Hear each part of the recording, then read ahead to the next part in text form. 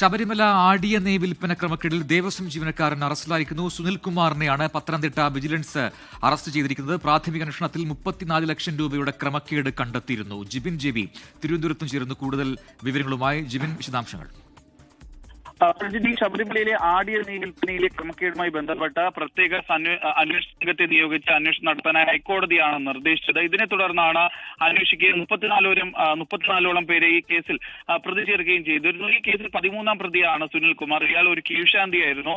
Sabarimala special ഡ്യൂട്ടിയുടെ ഭാഗമായാണ് ശബരിമലയിലേക്ക് എത്തുകയും ചെയ്തത്. അവിടെയാണ് ഈ ആടിയ നെയ് വിൽപ്പന നടത്തുന്ന കൗണ്ടറിൽ ഇയാൾ ജോലിക്ക് നിൽക്കുകയും ചെയ്തത്. അവിടെ വ്യാജ രേഖകൾ ഉപയോഗിച്ചുകൊണ്ടാണ് ഇയാൾ ക്രമക്കേട് നടത്തിയതെന്നാണ് ഇപ്പോൾ കണ്ടെത്തിയിരിക്കുന്നത്. ഏകദേശം 34 ലക്ഷം രൂപയുടെ ക്രമക്കേട് ഇയാൾ ചട്ടവിരുദ്ധമായി നടത്തിയിട്ടുണ്ട്. ഇത് നടത്തിയ അന്വേഷണത്തിലാണ്. കാരണം ദേവസ്വം വിജിലൻസ് ആണ് ആദ്യം സുനിൽകുമാറുമായി ബന്ധപ്പെട്ട് ഈ ആടിയ നെയ് വിൽപ്പന ക്രമക്കേടിൽ സുനിൽകുമാറിന് പങ്കുണ്ട് എന്നുള്ള ഒരു കാര്യം കണ്ടെത്തുന്നത്. തുടർന്നാണ് ഈ ഒരു പ്രത്യേക അന്വേഷണ സംഘം എസ്പിയുടെ നേതൃത്വത്തിലുള്ള വിജിലൻസ് എസ്പിയുടെ നേതൃത്വത്തിലുള്ള അന്വേഷണ സംഘം കേസ് അന്വേഷിക്കുകയും ഇപ്പോൾ സുനിൽകുമാറിനെ അറസ്റ്റ് ചെയ്യുകയും ചെയ്തിട്ടുള്ളത്. എന്തായാലും അല്പസമയത്തിനകം തന്നെ സുനിൽകുമാറിനെ കൊല്ലം വിജിലൻസ് കോടതിയിൽ ഹാജരാക്കും.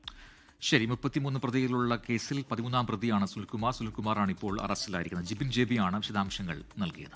ലോകത്തെവിടെയായാലും ഏത് സമയത്തും 24 വാർത്തകളും ഓഗ്മെന്റഡ് റിയാലിറ്റി പാക്കേജുകളും എക്സ്പ്ലെയിനറുകളും വിശദമായി കാണാൻ ഞങ്ങളുടെ യൂട്യൂബ് ചാനൽ നിങ്ങൾക്ക് സബ്സ്ക്രൈബ് ചെയ്യാം.